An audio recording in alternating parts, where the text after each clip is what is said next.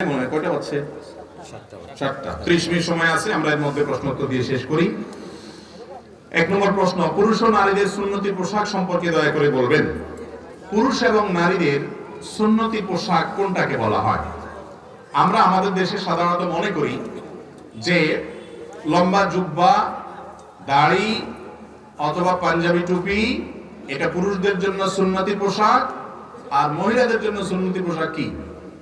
Three piece, ওড়না, এরকম এগুলোকে আমরা সুন্নতি পোশাক মনে করি। মূলত পোশাকের ক্ষেত্রে কোরআন হাদিসের মৌলিক নির্দেশনা আছে, সেই নির্দেশনাগুলো মানাই হলো আমাদের কর্তব্য। যেমন পুরুষের জন্য কোরআন হাদিস পোশাকের ক্ষেত্রে যে নীতিমালা দিয়েছে তার প্রথম হলো পুরুষ নারীর সাথে মিল হয়, নারীর পোশাকের সাথে খাপ খায়, সাদৃশ্য হয়, দেখতে একই রকম লাগে, সেই স্টাইল বেশভূষা ধারণ করবে না। একই কথা নারীর ক্ষেত্রে প্রযোজ্য। নারী পোশাক পরার ক্ষেত্রে পুরুষের মতো পোশাক পরবে না। আজকাল আছে না, প্যান্ট শার্ট পরে নারী না পুরুষ বোঝা যায় না, একই রকম পোশাক পরে, এটা হাদিসে নিষেধ এবং নবী সাল্লাল্লাহু আলাইহি ওয়াসাল্লাম লানত করেছেন এরকম পোশাক যারা পরে তাদের উপরে। এক। দ্বিতীয়ত, পুরুষের জন্য সতর হলো নাভি থেকে হাঁটুর নিচ পর্যন্ত এইটুকু কমপক্ষে ঢাকা, বাকিগুলো যদি অন্য পুরুষরা দেখে অসুবিধা নাই। আর নামাজের সময় বিশেষ করে কাঁধও ঢাকার কথা হাদিসে আসছে। যত সুন্দর পোশাকে নামাজ পড়া যায় তত ভালো। মহিলাদের জন্য নামাজের পোশাক হলো তাদের মুখমণ্ডল, 2 হাতের কবজি ছাড়া গোটা শরীর চুল সহকারে সবগুলো ঢাকতে হবে। শাড়ি পরলেও তার উপরে বড় ওড়না বা চাদর দিয়ে এমন ভাবে ঢাকতে হবে যে হাতের গোছা, পেট, পিঠ, কাঁধ, বুক এগুলো যেন দেখা না যায়, গলা যেন দেখা না যায়, এগুলোকে ঢাকতে হবে। এগুলো সতর নামাজের মধ্যে। আর নামাজের বাইরে পরপুরুষের সামনে আলমারাতু আওরা, নবী সাল্লাল্লাহু আলাইহি ওয়াসাল্লাম বলেছেন নারী আপাদমস্তক নিজেকে ঢেকে ঢুকে রাখবে তার সম্ভ্রম রক্ষার জন্য, তার আত্মসম্মানের জন্য, আত্মমর্যাদার জন্য। তাকে নিয়ে কেউ বাজে চিন্তা করবে, তাকে নিয়ে কেউ মনে মনে কুকল্পনা করবে, সেই সুযোগ দিবেন একজন সম্ভ্রান্ত মুসলমান নারী। সেই জন্য তাকে আল্লাহ তাআলা পর্দা নির্দেশ করেছেন পরপুরুষের সামনে। আর বাসার সাধারণ মহিলাদের সামনে সাধারণ ড্রেসে থাকবেন। এর বাইরে তৃতীয় যে নির্দেশনা আছে সেটা হলো অমুসলিম এবং কাফেরদের ধর্মীয় কোন নিদর্শন বহন করে এমন কোন পোশাক পরবে না। আজকাল কিছু ধুতির মতো পায়জামা বের হয়েছে, আছে না নাই? যে ধুতির মতো পায়জামা, দেখতে ধুতির মতো লাগে, তাহলে ধুতি এটা একটা ধর্মীয় পোশাক আমাদের হিন্দু ভাইদের, তারা তাদেরটা করছে করুক, কিন্তু একজন মুসলিম হিসেবে আমি তার বেশ ধারণ করতে পারি না, তার সাথে সাদৃশ্য করতে পারি না। আবু দাউদের হাদিসে নবী সাল্লাল্লাহু আলাইহি ওয়াসাল্লাম বলেছেন মান তাশাব্বাহা বিকওমিন ফাহুয়া মিনহুম, যারা যাদের সাথে বেশ ধরে তারা তাদের দলে চলে যায়। তাহলে এটা হলো তৃতীয় মূলনীতি, সেটা নারীর জন্য, পুরুষের জন্য। অমুসলিম, কাফের, ফাসিক এমন এক মডেলের বেশভূষা ধরলেন, সেই মডেল যেরকম ক্যাপ পরে আপনি এরকম ক্যাপ পরলেন, তার ভিতরে আল্লাহর ভয় নেই, সে ফাসিক। তাহলে সেক্ষেত্রে আপনি পোশাকের ক্ষেত্রে শরিয়ার নীতিমালা লঙ্ঘন করলেন। আপনি মুত্তাকিদের লেবাস করবেন, নেককাররা সাধারণত যে পোশাক পরে সে পোশাক পরবেন। পাঞ্জাবির ক্ষেত্রে আপনি জুব্বা পরেন অথবা ফাড়া পরেন। বাংলাদেশের মানুষের ঐতিহ্যের পোশাক হলো মূলত পাঞ্জাবি আর লুঙ্গি। পাঞ্জাবি আর কি রে ভাই? এই ঐতিহ্য ধরে রাখছে হুজুররা সবচেয়ে বেশি, লুঙ্গি হুজুররা তুলনামূলক সবচেয়ে বেশি পরে, ঠিক না ঠিক? মাস্টাররা লুঙ্গি কম পরে, হুজুররা একটু বেশি পরে। অথচ লুঙ্গিটা হলো আমাদের দেশের ঐতিহ্য, প্যান্ট এটা তো আমাদের দেশের ঐতিহ্য না, ঠিক না ঠিক? আমাদের যত জাতীয় নেতা ছিলেন তারা দেখেন বেশিরভাগই লুঙ্গি আর পায়জামা পরতেন, ঠিক না ঠিক? এবং এটা আমাদের দেশের আবহমান কাল থেকে চলে আসা পুরুষদের এই পোশাক, কিন্তু এখন এটা পড়তে আমাদের লজ্জা হয়। আমাদের যুবকরা তো বাইরে বাসায়ও লুঙ্গি আজকাল পড়তে চায় না। শহরের যুবকরা তো 3/4 প্যান্ট ছাড়া কিছু বুঝে না, চুঙ্গা পড়তে জানে শুধুমাত্র, লুঙ্গি পড়তে জানে না। কি স্বাধীনতা লুঙ্গিতে আছে, এটা যদি জানতো তাহলে সবাই লুঙ্গি ধরতো। যাই হোক, তো লুঙ্গি আর প্যান্ট কথা না, প্যান্ট যদি কোনো যুবক পরেন সেটা যদি ঢিলা ঢালা হয়, সেটা যদি পর্দা মানে পোশাকের যে নীতিমালা আছে এটা লঙ্ঘন না হয়, কোনো অসুবিধা নেই। আপনি এমন টাইট পোশাক যদি পরেন তাতে আপনার শরীর অঙ্গ প্রত্যঙ্গ বুঝে আসে, সতরের যে অংশগুলো সেগুলো প্রকাশিত হয়ে যায়, স্পষ্ট হয়ে যায়, বোঝা যায়, তাহলে সেটা জায়েজ নাই। মেয়েদের পোশাকের জন্য আমাদের একটা মৌলিক নীতিমালা হলো যে মেয়েরা তারা এমন পাতলা পোশাক পরবেন না যে পোশাক পরার কারণে পরার না পরার সমান। নবী সাল্লাল্লাহু আলাইহি ওয়াসাল্লাম বলেছেন রুব্বা কাসিয়াতিন ফিদ দুনিয়া আরিয়াতুন, রুব্বা কাসিয়াতুন আরিয়াত, অনেক মহিলা আছে দুনিয়াতে এমন পোশাক পরে পাতলা, এরা পোশাক পরে না পরার সমান। এই পোশাক পরার না পরার সমান সব দেখা যায়, আছে না নাই এরকম? এই পোশাক কেনা জায়েজ নাই, বিশেষ করে বাহিরে পরার জন্য, চলার জন্য। পুরুষ এগুলো কিনবেন না, মহিলারা এগুলো পরবেন না। এবং এই ধরনের উলঙ্গপনা পোশাক, এগুলো অশ্লীলতা জোয়ার সমাজে নিয়ে আসে, এর কারণে গুনাহগার হবে যারা পড়ে। যারা পড়তে দেয়, যে সমস্ত পুরুষরা কিনে দেয়, তারা হলো দায়ুস, জান্নাতে যাবে না। আবার কিছু পোশাক আছে আজকাল এমন টাইট, যে টাইট পোশাকের কারণে শরীরের অঙ্গ প্রত্যঙ্গগুলো ফুটে যায়। ছোট ছোট বাচ্চা মেয়েদেরকে পর্যন্ত আজকাল এমন পোশাক পরানো হয় যেগুলো দৃষ্টিকটু, অশ্লীল। কমপক্ষে হাফ হাতা, কোয়ার্টার হাতা পর্যন্ত বাচ্চাদের জামা বানিয়ে দিবেন, মেয়ে বাচ্চাদের একটু ঢোলা ঢালা যেন থাকে সেদিকটা খেয়াল করবেন। আর পুরুষরাও একই কথা প্রযোজ্য, যে এমন কোনো পোশাক করবেন না যেটা ফাসিক দেশের সাদৃশ্য হয়। আজকাল যুবক ভাইরা অনেকে দেখা যায় এমন গেঞ্জি পরে, এমন প্যান্ট পরে যে রুকুতে গেলে এক এক দেশে চলে যায়, একটা পূর্ব আকাশে একটা পশ্চিম আকাশে চলে যায়, মাঝখান দিয়ে মাজা দেখা যায়, নামাজও হবে না। এই রোগটা আমাদের মধ্যে আছে না নেই? তাহলে এগুলো আমরা খুব সাবধান থাকবো। আল্লাহ তাআলা আমাদেরকে আমলের তৌফিক দান করুন। পোশাকের ক্ষেত্রে সুন্নতি পোশাকের কথা বলতে গিয়ে এতদূর আসছে। পোশাকের ক্ষেত্রে শরীয়তের যে ড্রেস কোড আছে সেটা খেয়াল করবেন। পুরুষ টাকুর নিচে পোশাক পরবেন না, বিশেষ করে প্যান্ট, লুঙ্গি, চাদর, জুব্বা এগুলো টাকুর নিচে যেন না যায়। আর মহিলারা তারা টাকনুর নিচে পড়বেন, টাকনুর উপরে পড়বেন না। এখন উল্টা হয়ে গেছে, প্লাজো পায়জামা বাইরে হয়েছে, টাকনুর এক বিগত আধা বিগত উপরে থাকে, আর পুরুষের প্যান্ট অটোমেটিক টাকনুর নিচে চলে যায়। ঠিক না ঠিক? রাসূল সাল্লাল্লাহু আলাইহি ওয়াসাল্লাম যেটা নিষেধ করেছেন, ইবলিস ওটা আমাদেরকে দিয়ে বেশি করায়, কারণ সে জানে আমরা রাসূল সাল্লাল্লাহু আলাইহি ওয়াসাল্লামের কথা শুনলে জান্নাতে চলে যাব। এজন্য তার সাথে সংগ্রাম করতে হবে। পুরুষ টাকনুর নিচে পোশাক পরবেন না। ম্যাক্সিমাম যুবক এবং পুরুষরা টাকনুর নিচে পোশাক পরেন। নবী সাল্লাল্লাহু আলাইহি ওয়াসাল্লাম বলেছেন, যারা এরকম পোশাক পরে তারা জাহান্নামে যাবে, তাদের ওই অংশ জাহান্নামে যাবে। এজন্য পোশাকের ক্ষেত্রে এই সমস্ত ড্রেস কোড গুলো আমরা মাথায় রাখবো। এগুলো মাথায় রেখে যদি চলেন, ইনশাআল্লাহ আপনার পোশাক পরা জায়েজ হবে। এক্ষেত্রে নবী করিম সাল্লাল্লাহু আলাইহি ওয়াসাল্লাম, সাহাবায়ে কেরাম, তাদের থেকে টুপি পরার বিষয়টা সাবিত আছে, প্রমাণিত আছে। কিন্তু টুপি পরলে আলাদা সওয়াব হবে কিনা, এর আলাদা কোনো ফজিলতের কথা আছে বলে আমার জানা নাই। তবে পড়ছেন তারা, তাদের মহব্বত, রাসূল সাল্লাল্লাহু আলাইহি ওয়াসাল্লামের মহব্বতে পড়লে এটা সওয়াব হবে অবশ্যই, এর বেশি কিছু না। আল্লাহ তাআলা আমাদেরকে বোঝার তৌফিক দান করুন। ভাই, অনেক মানুষ বাইরে দাঁড়ায় আছে, আপনারা যদি একটু আধ ইঞ্চি এক ইঞ্চি করে একটু নাড়াচড়া করেন শীতের দিন, তাহলে তারা একটু বসতে পারে। একটু মেহরবানি করে উঠেন, কয়েক সেকেন্ডের জন্য উঠেন, অনেক জায়গায় গ্যাপ আছে, একটু উঠেন। ওই যে ভাইদেরকে একটু বসতে দেন প্লিজ প্লিজ, আল্লাহর জন্য একটু নড়াচড়া করেন। আল্লাহ তাআলা ইনশাআল্লাহ আপনাদেরকে এর জন্য উত্তম বিনিময় দিবে। ফাফসাহু ইয়াফসাহিল্লাহু লাকুম।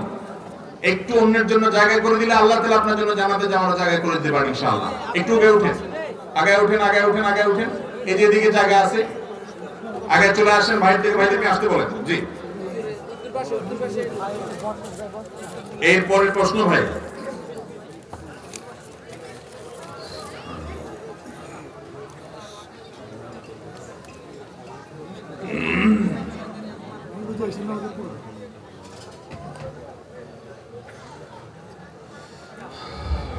জি ভাই, আসছেন? বসে যান।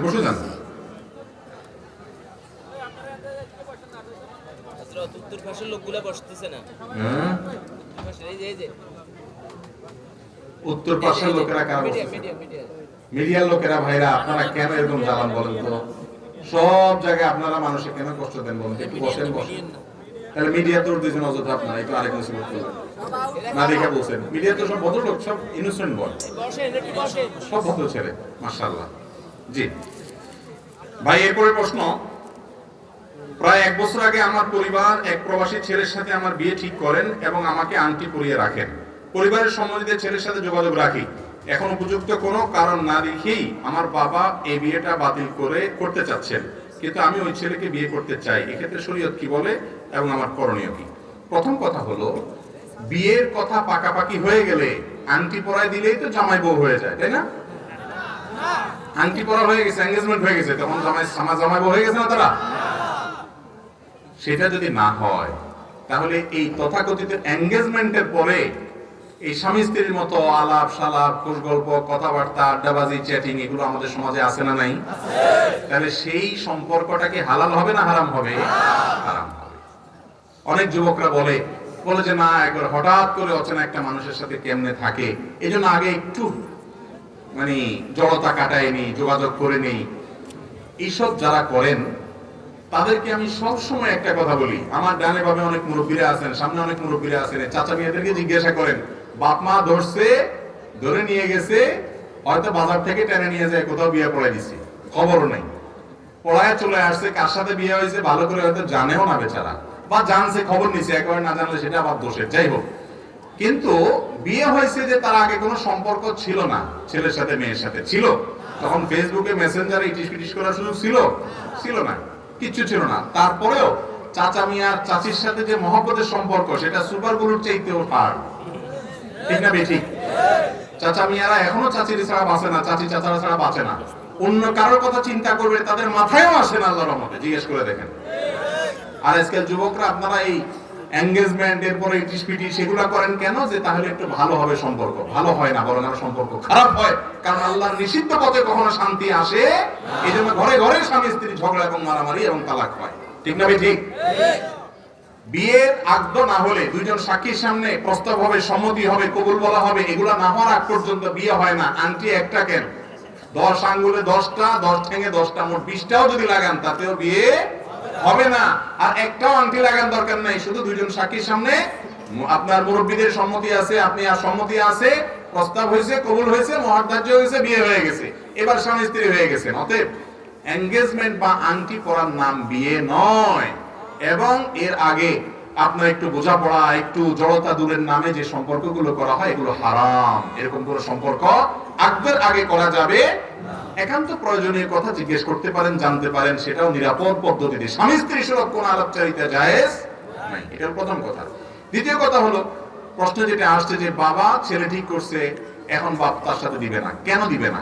এই প্রশ্ন উত্তর আমি দিতে পারবো না। কারণ হলো, হতে পারে সেই ছেলের ভিতরে কোনো বড় ধরনের দোষ আছে, ত্রুটি আছে। যদি থাকে তাহলে বাবার মার সে পরামর্শ মানা উচিত। যুবক যুবতীরা সবসময় নিজেদের ভালো বোঝে না।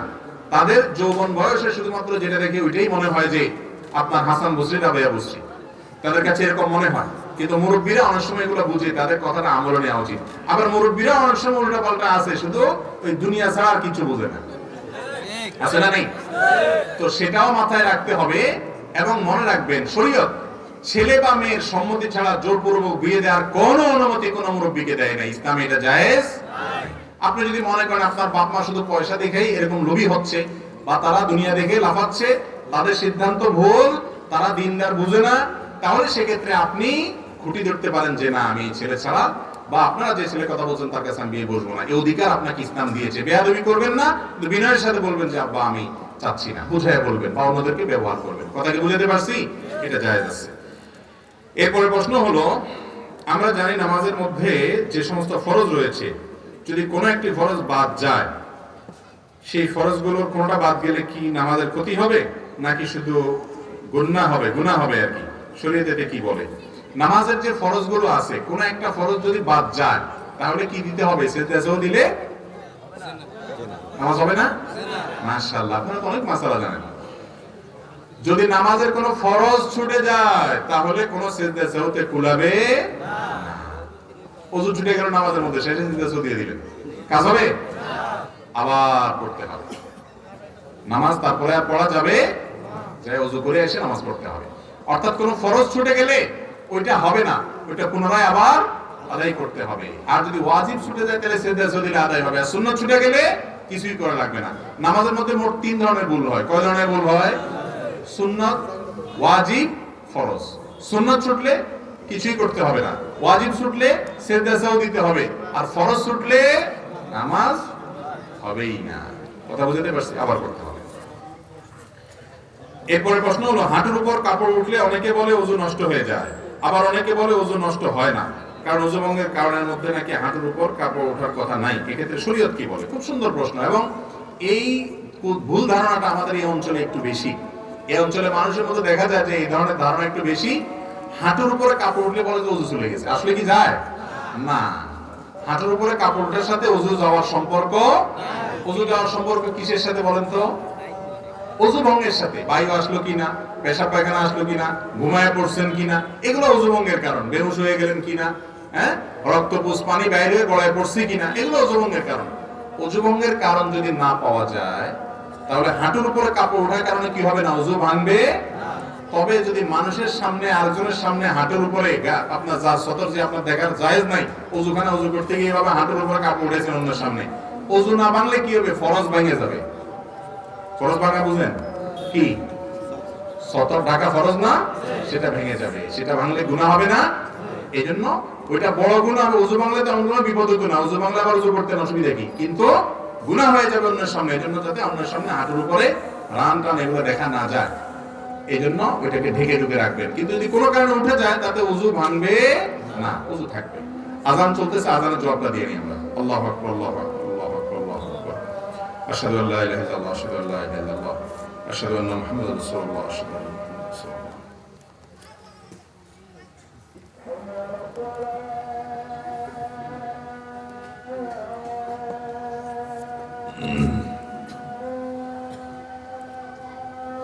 লা হাওলা ওয়ালা কুওয়াতা ইল্লা বিল্লাহ।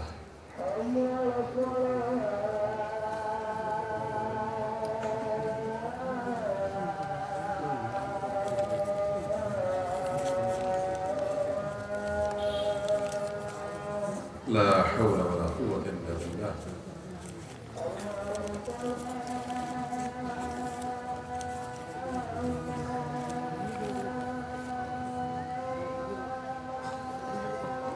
লা হাওলা ওয়ালা কুওয়াতা ইল্লা বিল্লাহ।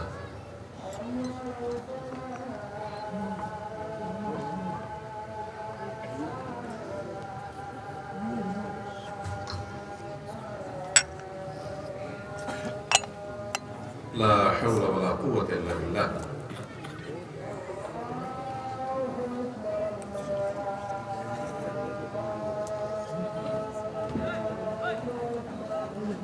আল্লাহু আকবার, আল্লাহু আকবার।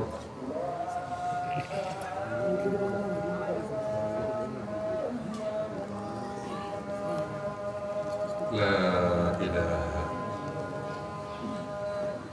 إله إلا الله. اللهم صل على محمد. رضيت بالله ربا بالسنة. اللهم رب هذه الدعوة التامة والصلاة القائمة.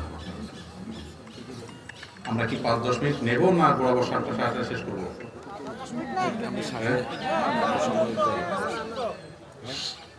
হ্যাঁ, মসজিদে জামাত হচ্ছে যে তাহলে বাইরে মাইক বন্ধ করে দিতে হবে। হয় মসজিদের জামাত একটু দেরি করবেন, এখানে জামাত হবে তাহলে মসজিদে অর্ডার করে দেন যেন একটু দেরি হয়। আমরা তাহলে 40-45 পর্যন্ত যাই, কি বলেন? 7:40-5 না প্রশ্ন শেষ হবে না। হ্যাঁ, না মসজিদের আবার মসজিদের দায়িত্বশীল কারা? সেই সভাপতি সেক্রেটারি কারা? মসজিদের মুরব্বীদের অনুমতি লাগবে তো?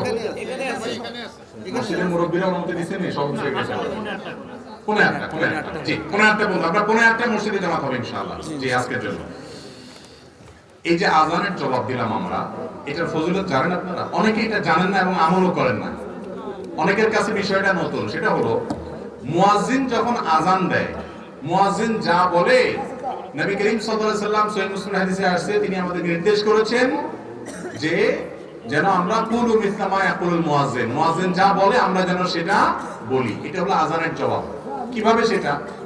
মুয়াজ্জিন যখন আল্লাহু আকবার বলে, বলার পর আমরা কি বলবো? আল্লাহু আকবার, আল্লাহু আকবার। মুয়াজ্জিন আবার যখন আল্লাহু আকবার বলবে, আমরা কি বলবো? আল্লাহু আকবার, আল্লাহু আকবার বলবো। মুয়াজ্জিন যখন আশহাদু আল্লা ইলাহা ইল্লাল্লাহ বলে, আমরা কি বলবো? আশহাদু আল্লা ইলাহা ইল্লাল্লাহ। মুয়াজ্জিন যখন আশহাদু আন্না মুহাম্মাদুর রাসূলুল্লাহ বলবে দুইবার, আমরা কি বলবো? প্রত্যেকবার বলার পরে আমরা আশহাদু আন্না মুহাম্মাদুর রাসূলুল্লাহ বলবো। আশহাদু আন্না মুহাম্মাদুর রাসূলুল্লাহ, আশহাদু আন্না মুহাম্মাদুর রাসূলুল্লাহ বলবো। আবার মুয়াজ্জিন যখন হাইয়া আলাস সালাহ বলে, আমরা কি বলবো? লা হাওলা ওয়ালা কুওয়াতা ইল্লা বিল্লাহ। এই একটা শুধু বেশ কম, আর সবগুলো যেমনি আছে এমনি। মুয়াজ্জিন যখন আবার বলবে হাইয়া আলাস সালাহ, কি বলবো? লা হাওলা ওয়ালা কুওয়াতা ইল্লা বিল্লাহ। মুয়াজ্জিন যখন বলবেন হাইয়া আলাল ফালাহ, তখন কি বলবো? লা হাওলা ওয়ালা কুওয়াতা ইল্লা বিল্লাহ। আবার মুয়াজ্জিন যখন হাইয়া আলাল ফালাহ বলবে, একই ভাবে লা হাওলা ওয়ালা কুওয়াতা ইল্লা বিল্লাহ। মুয়াজ্জিন যখন আল্লাহু আকবার বলবে, আমরা আল্লাহু আকবার বলবো। যখন লা ইলাহা ইল্লাল্লাহ বলে, আমরা কি বলবো? লা ইলাহা ইল্লাল্লাহ। এই যে মুয়াজ্জিন যা যা বলছেন সাথে সাথে তা বলছেন, শুধু হাইয়া আলাস সালাহ হাইয়া আল ফালাহ সময় লা হাওলা ওয়ালা কুওয়াতা ইল্লা বিল্লাহ পড়ছেন। এটার লাভ কি জানেন? সুবহানাল্লাহ, অফুরন্ত লাভ। এটা লাভ হলো যে মুয়াজ্জিন সাহেবদেরকে আমরা সমাজে মূল্য দেই না, মর্যাদা দেই না। তাদের মর্যাদা জানেন? বিশেষ করে যদি কেউ আল্লাহকে খুশি করার জন্য মুয়াজ্জিনি করে, এটা এত বড় একটা ইবাদত। কোন কোন ক্ষেত্রে ইমামত তো রাসূল আকরাম সাল্লাল্লাহু আলাইহি ওয়াসাল্লাম করেছেন, ওটার উপরে কিছু নেই। কিন্তু কোন ক্ষেত্রে অন্য অনেক আমলের চাইতে মুয়াজ্জিনের আযানের ফজিলত অনেক বেশি। হাদিসে আসছে কিয়ামতের দিন মুয়াজ্জিনের গর্দান অনেক লম্বা থাকবে। এবার গর্দান লম্বা থাকলে খারাপ দেখা যাবে না? না, গর্দান লম্বা থাকবে মানে হলো সবার মধ্যে তাদের মাথাগুলো উঁচু থাকবে, ভিআইপি, এটা বোঝা যাবে। আর মুয়াজ্জিনের আযান শুনে যত মানুষ নামাজ পড়তে আসে, সবার সমপরিমাণ সওয়াব মুয়াজ্জিন সাহেব লাভ করেন। কত বড় ফজিলত! আর যদি কেউ আযানের জবাব দেয়, আল্লাহ তাআলা তাকে মুয়াজ্জিনের উপর সওয়াব দান করেন। তাহলে আপনি আশা করতে পারেন আযানের জবাব দেওয়ার মাধ্যমে মুসল্লিদের অনুরূপ নামাজের সব এক্সট্রা বোনাস হিসেবে আপনি পেয়ে যাবেন। এই আমলটা শুধু পুরুষরা না, আমাদের মা বোনরাও বাসা বাড়ি থেকে শুনে শুনে করতে পারেন। যে আযানটা আগে শুনবেন বা মহল্লার আযান, সেটার জবাব দিয়ে দিবেন, এরপর অন্যগুলোর জবাব আপনি না দিলে অসুবিধা নেই। আযানের জবাব দেওয়াটা মুস্তাহাব বা সুন্নাহ, এটা ভালো, এই আমলটা করা উচিত। করবেন তো ইনশাআল্লাহ? অফুরন্ত সওয়াব। কিন্তু আমরা জানি না, আযানের সময় গল্প করে, আযানের সময় অন্য কাজ করে না। আযান যখন শুনবেন মুয়াজ্জিন আযানের জবাব দিবেন, এরপরে আযানের দোয়া পড়বেন, দুরূদ পড়বেন, এটা হলো সুন্নাত। আশহাদু আন্না মুহাম্মাদুর রাসূলুল্লাহ যখন পড়ি, আমরা অনেকে তখন মনে করি যে দুরূদ পড়তে হয় না। দুরূদ পড়বেন আযানের শেষে, দুরূদ পড়বেন কিন্তু আযানের শেষে, ওই জায়গা না। এখানে হাদিসে, সহিহ মুসলিম হাদিসে নবী সাল্লাল্লাহু আলাইহি ওয়াসাল্লাম একেবারে হাতে কলমে ধরাই দিয়ে বলে দিয়েছেন যে যখন মুয়াজ্জিন বলবে আশহাদু আন্না মুহাম্মাদুর রাসূলুল্লাহ, তোমরা কি বলবা? আশহাদু আন্না মুহাম্মাদুর রাসূলুল্লাহ। রাসূলুল্লাহ বলেন সাল্লাল্লাহু আলাইহি ওয়াসাল্লাম বলতে, হ্যাঁ, ওনার নাম শুনে দুরূদ পড়তে হয়, এটা আযানের শেষে বলবেন। কথা কি বুঝাতে পারছি? অনেকে আশহাদু আন্না মুহাম্মাদুর রাসূলুল্লাহ বললে হাতে চুমু দিয়ে, আঙ্গুলে চুমু দিয়ে সেটা চোখে লাগায়, বলে এতে চোখের উপকার হয়। মূলত রাসূল আকরাম সাল্লাল্লাহু আলাইহি ওয়াসাল্লামের কোনো নির্দেশ দেন নাই। বিভিন্ন বই পুস্তক আছে, বইগুলো অনেক বই পুস্তকে আছে। নবী করিম সাল্লাল্লাহু আলাইহি ওয়াসাল্লাম আযান দেওয়ার পর যে জবাব শিক্ষা দিয়েছেন, সেখানে এরকম কোনো কথা বলা হয়নি। আযানের জবাব দেব তো ইনশাআল্লাহ। আরেকটা নতুন আমলের কথা জেনে ফেললেন মাঝখান দিয়ে, আলহামদুলিল্লাহ, নতুন একটা ক্লিপ হয়ে গেল বা বিষয় হয়ে গেল। এরপরে প্রশ্ন, চেয়ারে বসে নামাজ পড়া যাবে কিনা? চেয়ারে বসে নামাজ পড়া যাবে কিনা, এই প্রশ্নটা এখন কমন একটা প্রশ্ন। বিভিন্ন জায়গায় গেলে প্রায় সব জায়গাতে এই প্রশ্ন মানুষ করতেই থাকে। ভাই, নামাজ পড়তে হবে দাঁড়িয়ে, রুকু করে, সিজদা করে, চেয়ারে নয়। এটা হলো নামাজের মূল বিধান। কেউ যদি নামাজ দাঁড়িয়ে পড়তে না পারে, নবী করিম সাল্লাল্লাহু আলাইহি ওয়াসাল্লাম এক ব্যক্তি অপারগ অসুস্থ, তাকে বলেছেন যে তুমি দাঁড়িয়ে নামাজ পড়তে না পারো তাহলে বসে পড়বা। বসে পড়তে না পারো, শুয়ে কিবলার দিকে পাও দিয়ে, মাথা বিপরীত দিক দিয়ে তুমি মাথার ইশারা করে নামাজ পড়বা। মনে মনে নামাজ পড়বা যদি তোমার সেন্স থাকে, কিন্তু নামাজ তোমাকে পড়তেই হবে যে কোনো অবস্থায়। এখন একজন মানুষ যদি দাঁড়াইতে পারে কিন্তু রুকু আর সিজদাটা করতে পারে না, রুকু সিজদা করতে গেলে তার কোমরে ব্যথা হয়, অসম্ভব ব্যথা হয়, অথবা ডাক্তার যিনি নামাজের গুরুত্ব বুঝেন, সেই রকম ডাক্তার যিনি আবার ভালো ডাক্তারও বটে, তিনি বলছেন যে আপনার মাজাতে এক্সরে ইত্যাদি রিপোর্ট করে দেখা গেছে, বোঝা গেছে আপনি নিয়মিত রুকু সিজদা ভাবে করলে আপনার স্থায়ী রোগ হবে, বড় অসুবিধা হতে পারে, এই জন্য আপনি নামাজটা বসে পড়বেন চেয়ারে। এরকম যদি কোনো ধর্ম বুঝে, নামাজ বুঝে এরকম ডাক্তার, আবার ডাক্তারও ভালো, তিনি যদি বলেন যে হ্যাঁ এটাতে বড় কোনো অসুবিধা আছে, সত্যি বড় কোনো অসুবিধা হয় বা এত ব্যথা হয় যে আপনার চিৎকার শুরু হয়, তাহলে সেক্ষেত্রে আপনি দাঁড়ানোর সময় দাঁড়ায়া জামাতে নামাজ পড়বেন, রুকু এবং সিজদার সময় বসে রুকু সিজদা ইশারা করবেন, একটু ঝুঁকে রুকু নিয়ত করবেন, আর একটু বেশি ঝুঁকে সিজদা নিয়ত করবেন, এটা জায়েজ আছে। আর যদি দাঁড়ানো থেকে বসতেই না পারেন, উঠা বসাও করতে না পারেন, এত বেশি অসুস্থ হন, তাহলে সেক্ষেত্রে আপনি বসে পড়তে পারেন। অনেক মায়েরা আছেন গর্ভবতীর সময়, বিশেষ করে শেষের দিকগুলোতে এত বেশি শরীর ভার হয়ে যায় যে ভারসাম্য ধরে রাখতে পারেন না, ভয় হয় যদি পড়ে যায় তাহলে গর্ভস্থ সন্তানের ক্ষতি হবে, ওনার ক্ষতি হবে। এরকম যদি সিরিয়াস পর্যায়ের কোনো মহিলা থাকেন, খুব কম থাকে এরকম, তাহলে বসে নামাজ পড়তে পারেন। বিশেষ করে ফরজ নামাজটা দাঁড়িয়ে, নফলগুলো ইচ্ছা কিন্তু এমন বসে পড়া যায়, সেটা করতে পারেন।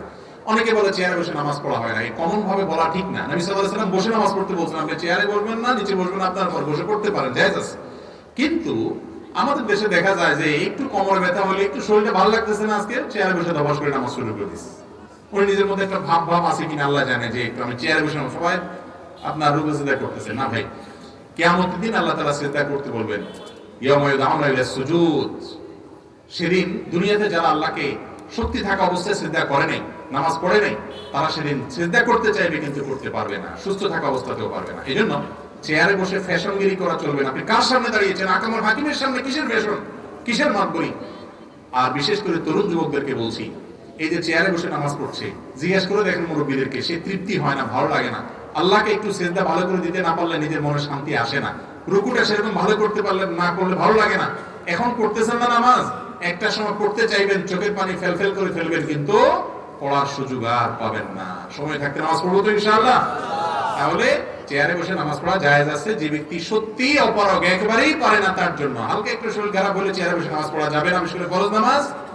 আজকাল তো মসজিদগুলোতে এত চেয়ার, আমি সব জায়গায় বলি যে মসজিদ নাকি এক পাশে যে পরিমাণ চেয়ার, নাকি আড়াইফেলের দোকান বোঝা কঠিন, ঠিক না? ঠিক, আকিস প্লাস্টিকের দোকান কিনা বোঝা কঠিন, এরকম অবস্থা হয়ে যায়।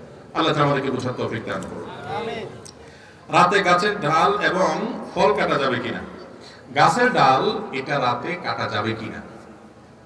আমাদের গ্রামাঞ্চলে অনেক মা বোন এখনো রাতের বেলায় কোনো ফল ফসল ছিঁড়ে না, বলে যে এটা ছিঁড়লে ক্ষতি হয়, সমস্যা হয়।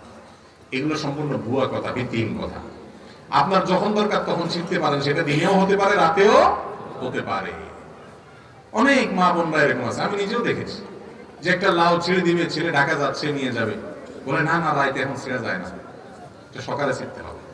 এগুলো আমাদের মন গড়া মাসালা, কোরআন হাদিসে এরকম কোনো কথা বলে নাই। আপনার প্রয়োজন হলে কোনো গাছের ডাল, কোনো আপনার সবজি, কোনো কিছু, এটা রাত্রেও ছিঁড়তে পারেন, দিনেও ছিঁড়তে পারেন। ইসলাম যেটা বলে নাই সেটা নিজের থেকে যদি বলেন সেটা কুসংস্কার, সেটা কখনো কখনো বিদআত হয়, এবং বিদআতের ঠিকানা জাহান্নাম হয়, ডেঞ্জারাস কথা। আল্লাহ রাসূল যা বলেন নাই সে কথা মন গড়া বলা যাবে না, দরকার হলে রাতেও ছেড়া যাবে। তবে হ্যাঁ, ডাল বলেন আর গাছের গাছ বলেন, প্রয়োজন ছাড়া কাটা ছেঁড়া করা নিষেধ। একান্ত প্রয়োজন নাই তাও অযথা আপনি বৃক্ষ নিধন করতেছেন, এটা ঠিক না।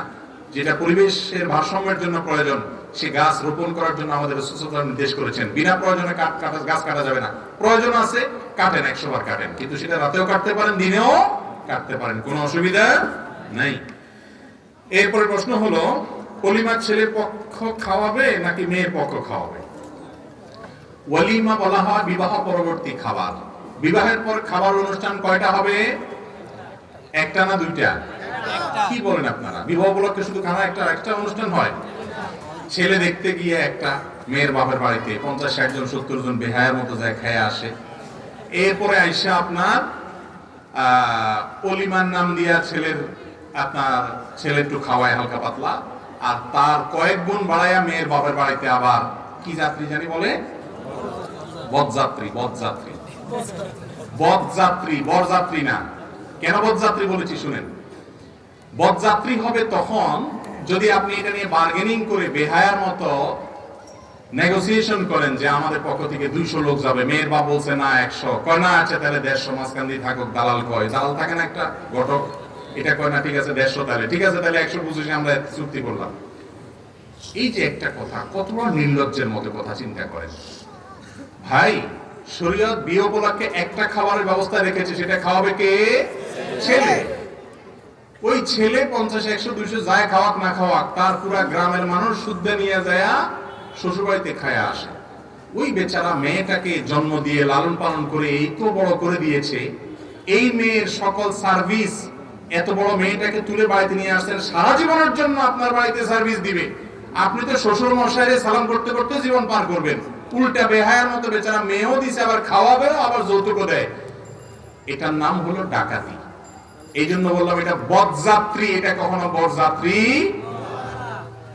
আপনি আপনার বাচ্চা 2-4 জন মুরব্বি যাইতে পারেন, বড় বিয়ে উপলক্ষে খাওয়াবে ছেলে, কিন্তু আমাদের সমাজে বিশেষ করে মেয়ে জন্ম দিয়া বাপ মা যেন ভুল করে ফেলছে, অপরাধ করে ফেলছে। যুবকরা, এই অনাচারের বিরুদ্ধে আপনাদেরকে দাঁড়াতে হবে যে আমার বিয়েতে অনাচার আমি করতে দিব না। মুশকিলের এটা যখন বলবে তখন মুরব্বীরা বলবে বাবারে বিয়ের আগে হাতে শ্বশুরবাড়ির পক্ষে কথা কয়, বিয়ে করলে জানি কি করবো, ঠিক না বে ঠিক? বলবেন না আমি উল্টা পাল্টা অন্যায় ভাবে শ্বশুরবাড়ির পক্ষে টানবো না ইনশাআল্লাহ। মা বাবার সাথে কারোর কোনো তুলনা নেই, মা বাবা মাথার উপরে, আমি আপনাদের কথার বাইরে চলবো না। কিন্তু যেই কথা আপনাদের মানতে গেলে জুলুম হবে, আরেকটা মানুষের সেটা করা যাবে না। হ্যাঁ, কোন মেয়ের বাপের অডেল আছে, সে নিজে খুশি মনে খাওয়াইতে চায়, বরং জোর করে আপনাদেরকে নিয়ে খাওয়াইতে চায়, সেটা আপনারা খাইলেন, অসুবিধা নেই। কথা বুঝাতে পারছি? কিন্তু এই কালচারটা দূর করতে হবে। কালচারটা যে আপনার না হয় সামর্থ্য আছে খাওয়াবেন, কিন্তু তখন সমাজে একজন গরিব বাবা, সে তো ধার করে কর্জ করে সুদের উপরে টাকা নিয়েও খাওয়াইতে হবে, ঠিক না বেঠিক? অতএব এই বদযাত্রীর এই কালচারটা আমাদের সমাজ থেকে ঝেঁটিয়ে বিদায় করতে হবে ইনশাআল্লাহ। করবেন তো যুবকরা ইনশাআল্লাহ? সমাজ পরিবর্তন আমাদেরকে করতে হবে।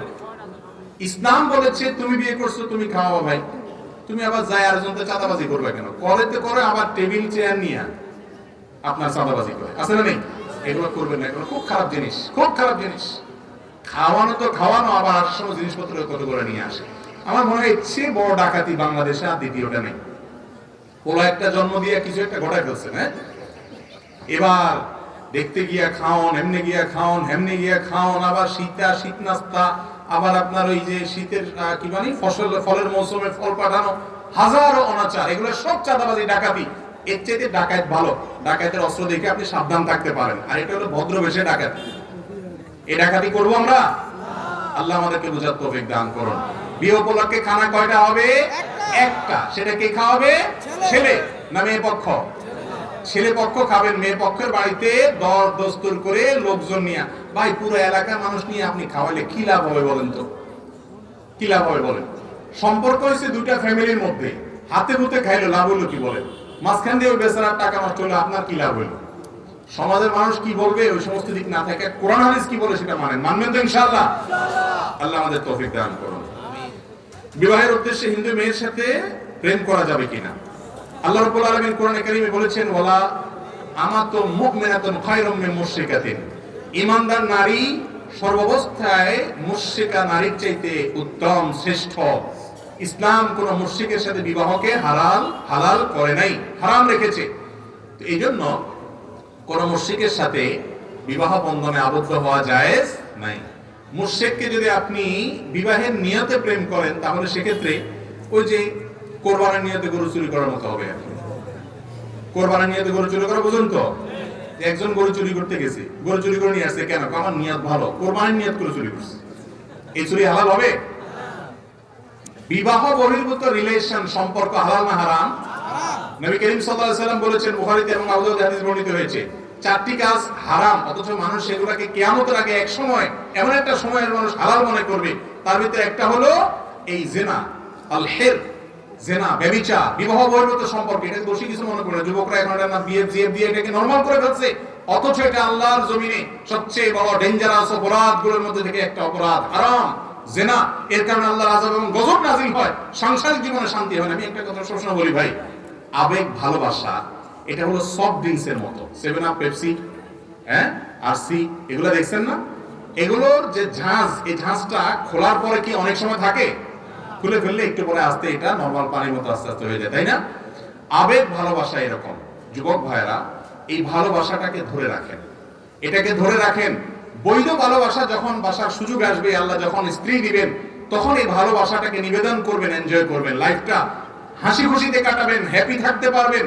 আর অসময় ইটিস পিটিস করে ঝাঁজ নষ্ট করবেন, আবেগ নষ্ট করবেন, সময় মতো বিয়ে করবেন, তখন দেখবেন পুঁজি শেষ। কথা কি বুঝাতে পারছি? এই জন্য যেগুলো এই বিবাহ বহির্ভূত সম্পর্ক করে, এগুলোর ম্যাক্সিমাম দাম্পত্য জীবনে শান্তি থাকে না, ঝগড়াঝাটি লাগে। দেখেন ওই যে প্রেমের টিচার যারা, এই অবৈধ সম্পর্কের যারা প্রশিক্ষক, নায়ক নায়িকা, গায়ক গায়িকা, বিভিন্ন মডেল তারকা, এরা আপনাদেরকে নাটকে সিনেমা দেখায় কেমনে বাপ মার সাথে বেয়াদবি করে, সমাজের কথা না শুনে, আল্লাহর কথা না বাদ দিয়ে, আল্লাহর কথা বাদ দিয়ে তারপরেও ধরে পালায় যাইতে হবে, যাইয়া প্রেম জয় করে ফেলতে হবে। এইসব আকতা কুকতা দেখায় না এরা। এগুলোর এক একটা দেখবেন বিয়ে 6 মাস টিকে, 4 মাস টিকে, আধা বছর টিকে, 1 বছর টিকে, আইজো ধায় কাইলো ধায়, এক একটা 4 বিয়ে, 5 বিয়ে, 7 বিয়ে হয়। শান্তি এদের জীবনে হয় না। কারণ শান্তি আল্লাহ তাআলা এখানে রাখেন নাই। যারা আপনাকে প্রেমের ট্রেনিং দিচ্ছে, ও নিজেই প্রেম করে শান্তি পায় না, আপনি কোত্থেকে পাবেন? এই জন্য বিবাহ বহির্ভূত সম্পর্ক করা যাবে? হিন্দু হোক আর মুসলমান হোক, কারোর সাথে করা যাবে? কোন হিন্দু মেয়েকে আপনি দাওয়াত দিয়ে ইসলামে আনতে পেরেছেন, 30 ইসলাম গ্রহণ করেছেন, তারপর আপনি তাকে বিবাহের প্রস্তাব দিয়ে বিবাহ করবেন। বিবাহ বহির্ভূত কোনো ইটিস পিটিস করবেন না। আল্লাহ তাআলা আমাদেরকে হারাম থেকে বেঁচে থাকার তৌফিক দান করুন। এটার জন্য কলিজা লাগে যুবক, কলিজা। এটা সবাই পারে না। সমাজের সব নষ্টামের দিকে চলে যাচ্ছে। আমি একা স্রোতের বিপরীতে চলবো, এর নাম মুসলমান। জান্নাতে বেশি মানুষ যাবে না জাহান্নামে বেশি মানুষ যাবে? জান্নাতে বেশি লোক যাবে না জাহান্নামে বেশি লোক যাবে? জান্নাতে যাওয়া লোকের সংখ্যা কম। সব যুবক জিয়েদ নিয়ে ঘুরে, আপনার কোনো জিয়েদ থাকবে না, অপেক্ষায় থাকবেন হালাল স্ত্রীর জন্য, সবর করবেন, ধৈর্য ধারণ করবেন, নজরকে হেফাজত করবেন, সবাই একদিকে, আপনি আরেক দিকে। ইনশাআল্লাহ আরশে আজিমের নিচে কিয়ামতের দিন ছায়া পাবেন।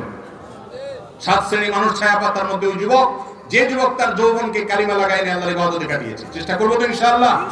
শয়তান আমাদেরকে জাহান্নামে নিতে চায়, আমরা চ্যালেঞ্জ ছুড়ে দিব। আমরা মুত্তাকি হব, পরেজগার হব, ভালো মানুষ হব, সৎ হব। মনে রাখবেন, অসৎ মানুষের অভাব সমাজে নাই, সৎ মানুষের অভাব আছে। যেটার অভাব সেটার দাম বেশি থাকে। আপনি দামি মানুষ হন, হারাম সম্পর্ককে না করেন। তওবা করুন তো যুবকরা ইনশাআল্লাহ। যত রিলেশন আছে অবৈধ সবগুলোকে কাট করে দিবেন শুধু আল্লাহকে খুশি করার জন্য।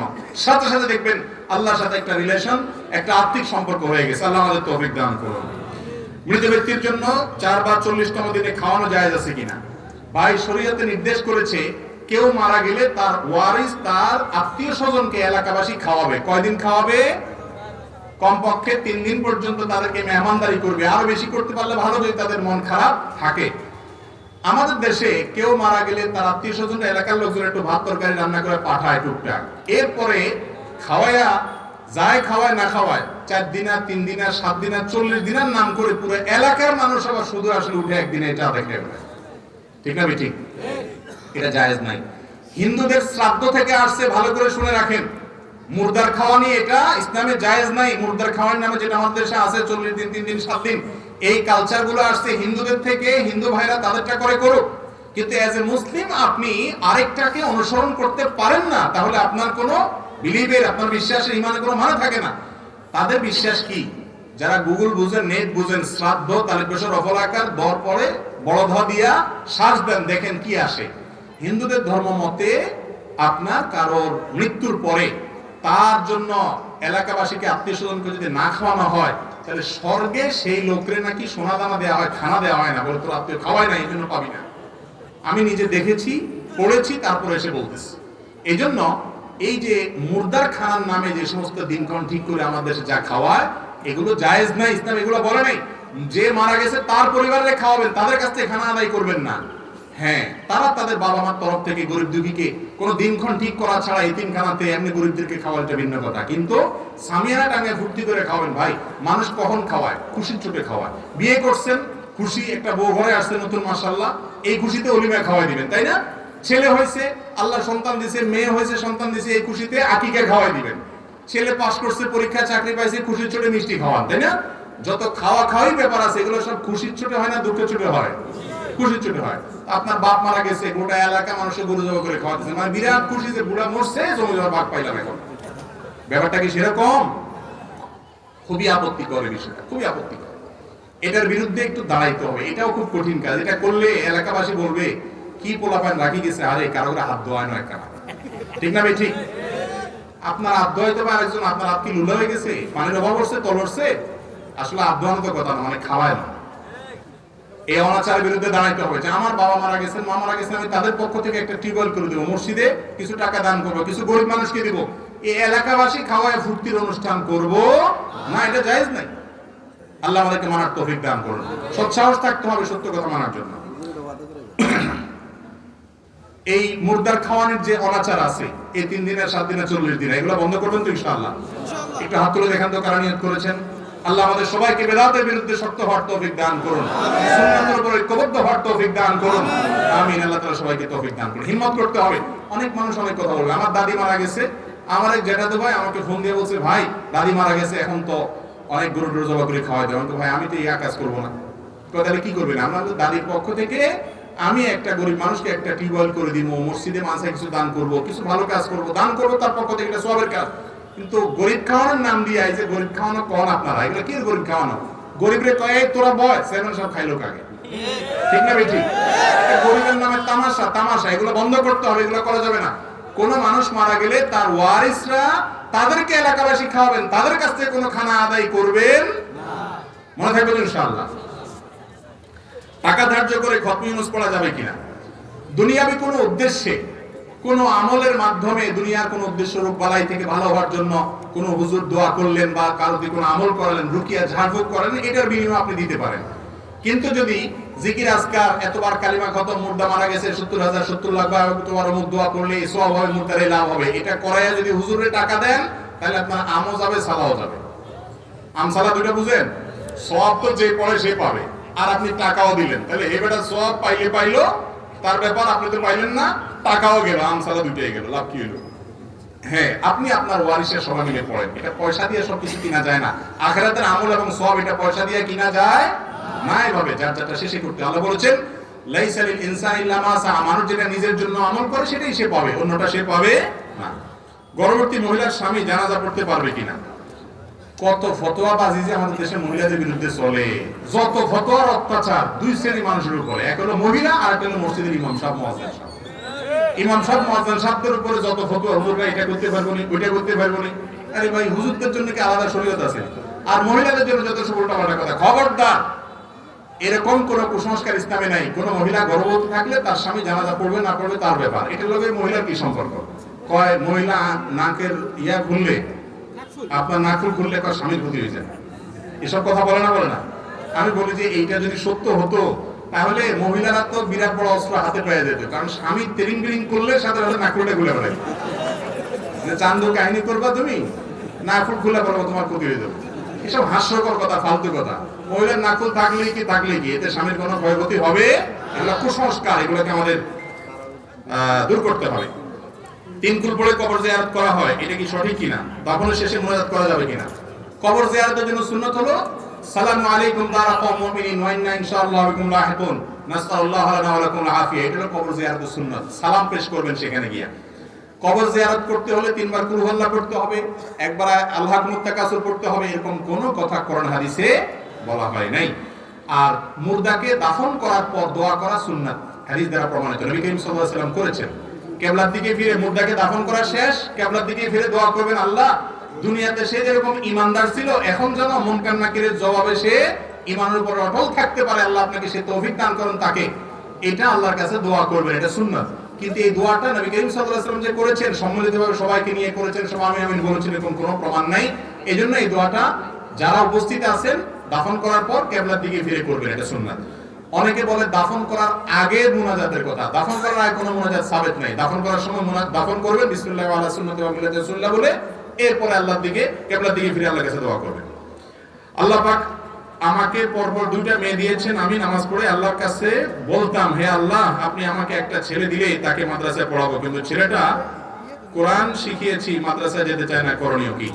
ছেলে মাদ্রাসায় যেতে চায় না, এক্ষেত্রে দেখতে হবে মাদ্রাসার পরিবেশ হয়তো ভালো না। মাদ্রাসায় যেতে চাইবে না কেন? আজকাল আমাদের মাদ্রাসাগুলোতে হুজুররা বেশিরভাগ ক্ষেত্রে, আল্লাহ মাফ করুক, অনেক ভালো মাদ্রাসাও আছে, অনেক মাদ্রাসা আছে যে মাদ্রাসাগুলোতে হুজুররা বাচ্চাদের সাথে মিশতে জানে না, তাদেরকে বেশি মারে, বেশি শাসন করে, বেশি বকাঝকা দেয়, এমন ভাবে করে বাচ্চাদের সাথে পালায়। আবার শয়তানও কাজ করে, স্কুলে যেতে চাইলে কয় বেশি করে যা, মাদ্রাসাগুলো কাজ যাইস না। শয়তানের এখানে কাণ্ড কারখানা আছে। তো যাই হোক, মা বাবা একটা ভালো প্রতিষ্ঠান দেখবেন যেখানে ছেলে হাসি খুলে পড়বে, হেসে খেলে পড়বে এবং মন খুশিতে পড়বে, ইনশাআল্লাহ তাতে বড় কল্যাণ হবে এবং এর মাধ্যমে আপনি সমস্যার সমাধান করতে পারেন। যদি একান্ত না হয়, জবরদস্তি করে তুই মার আর মাস ধরে মাদ্রাসায় পড়া লাগবে, এরকম আবার জবরদস্তি করেন না, তাহলে ওটা নষ্ট হয়ে যেতে পারে। কোনো ভালো আলেমের সাথে পরামর্শ করবেন। আল্লাহর হুকুমে সবকিছু হয়, এটার যৌক্তিক ব্যাখ্যা সংক্ষেপে বলবেন। আল্লাহর হুকুমে সবকিছু হয়, এই কথাটা এইভাবে বলা ঠিক না। বলতে হয় সব আল্লাহর জ্ঞাতসারে হয়, আল্লাহর অজান্তে কিছু হয় না, কে কি করে সব আল্লাহ জানে, এটা ঠিক। আল্লাহর হুকুমে সবকিছু হয়, এই হুকুমে বলতে আমরা যেটা বুঝি সাধারণত ওই অর্থে এটা ঠিক না। কারণ একজন চোর চুরি করে, সেটাও কি আল্লাহ হুকুম করছে তাহলে? তবে হ্যাঁ, আমরা যারা বলি আল্লাহর হুকুমে সবকিছু হয়, আমাদের উদ্দেশ্য ওইটাই, মানে যে যা করে আল্লাহ তাআলা জানেন কে কি করতেছে, তাকে করার সুযোগ আল্লাহ দিয়ে রাখছেন, কিন্তু আল্লাহর হাতে সেটা, আল্লাহ দেখতেছেন। আল্লাহর হুকুম মানে আল্লাহর নিয়ন্ত্রণে আছে, আল্লাহ দেখতেছেন, আল্লাহর জ্ঞাতসারে আছে, এর মাধ্যমে সবকিছু হয়। আল্লাহর অনুমতি বা আল্লাহর জ্ঞাতসার ছাড়া কিছু হয় না, এটা ঠিক আছে। কিন্তু আল্লাহর হুকুম মানে আল্লাহর নির্দেশে সবকিছু হয়, এটা ঠিক না। তাহলে যে চোর চুরি করে সে কি আল্লাহর নির্দেশে করে নাকি? হ্যাঁ, এভাবে বলা ঠিক নয়। অর্থে আল্লাহর জ্ঞাতসারে সবকিছু হয়।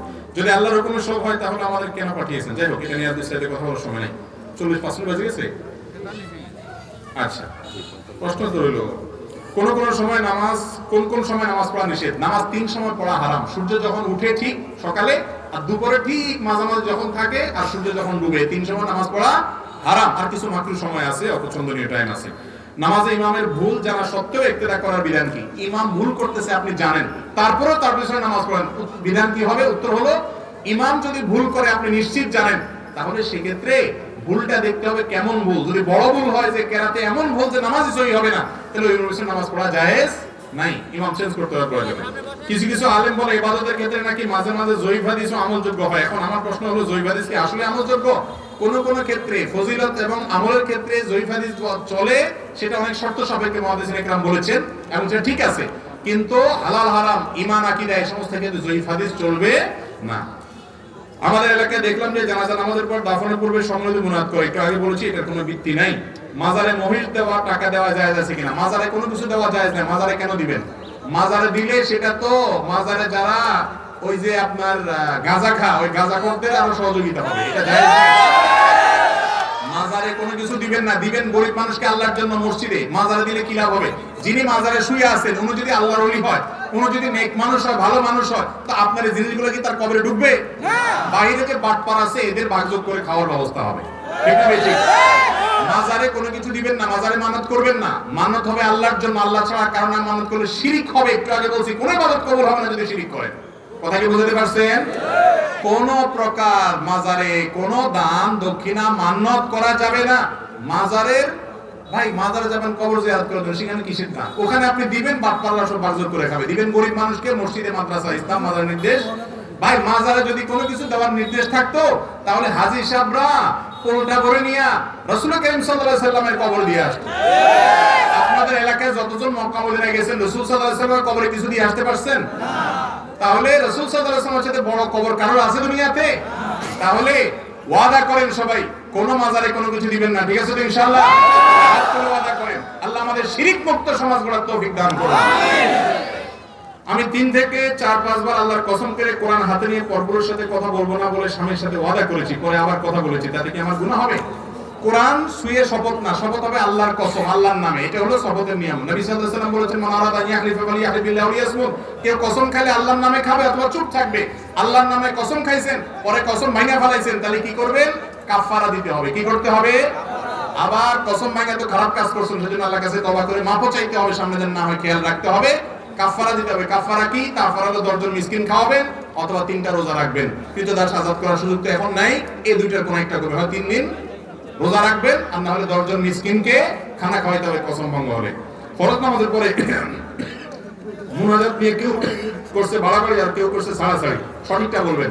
বাড়াবাড়ি ছাড়াছাড়ির নাম ইসলাম না। রাসূল করিম সাল্লাল্লাহু আলাইহি ওয়াসাল্লাম ফরজ নামাজের পরে বিভিন্ন দোয়া জিকির করতেন, সেগুলো পড়বেন। এটা যদি কেউ করে সম্মানিত মুনাজাত, তাদের সাথে গন্ডগোল ফাসাদ করা জায়েজ নাই, এগুলো করবেন না। গন্ডগোল ফাসাদ করা হারাম মুসলমানদের সমাজে, খবরদার। আপনি বসে দোয়া জিকির আজকার করেন, আর নামাজের পরে আল্লাহর কাছে দোয়া কবুল হয়, দোয়া আপনি নিজের মতো করে করেন, কোনো অসুবিধা নেই। গোসল ফরজ হয়েছে, এখন গোসল করা হয়নি, এমন হচ্ছে মসজিদে প্রবেশ করা যাবে কিনা? গোসল ফরজ হইলে গোসল করা ছাড়া মসজিদে ঢোকা যাবে না। যদি মসজিদে কেউ থাকে সেখান থেকে শুধু সে বের হয়ে আসতে পারে, এতটুকু করতে পারে, এর বেশি কিছু না। মৃত ব্যক্তির জন্য ভাড়া করে আলেমেনে কোরআন খতম করলে মৃত ব্যক্তির কোনো উপকার আসবে কিনা? একটু আগে বলছি, মৃত ব্যক্তির কোনো লাভ হবে না, যে পড়াইছে তারও লাভ হবে না, তার আমসালা দুইটাই যাবে, সওয়াবও হবে না, পয়সাও পাবেন না। পয়সাও হুজুরে পাইলো। বুঝতে পারছেন কথা? ছোটবেলায় না বুঝে এই কাজ আমরা হুজুরদের সাথে গিয়ে অনেক করছি, এখন বুঝছি এগুলো ভুল, এগুলো ছাড়তে হবে, এগুলো করা যাবে না। মুর্দার জন্য আপনি নিজে দোয়া করবেন। ভাড়া করে হুজুরে দিয়ে কোরআন প্রথম পড়ায় এরপর হুজুর বকশিশ করে পাঠায় দিবে, এরকম ট্রান্সফার সিস্টেম আল্লাহর এখানে নাই। নিজে দোয়া করবেন, নিজেরটা ডাইরেক্ট ইনশাআল্লাহ কবুল হবে। হুজুরের কাছে দোয়া চাইবেন, হুজুর আমার বাবার জন্য দোয়া করুন, এটা ঠিক আছে। কথা বুঝতে পারছি? আল্লাহ তাআলা আমাদের সবাইকে আমলের তৌফিক দান করুন। জাযাকুমুল্লাহু খাইর। আর দরকার নেই। ভিতরে নামাজের বিভিন্ন পদ্ধতি আছে, জাযাকুমুল্লাহু খাইর। সুবহানাল্লাহি ওয়া বিহামদিহি সুবহানাকাল্লাহুম্মা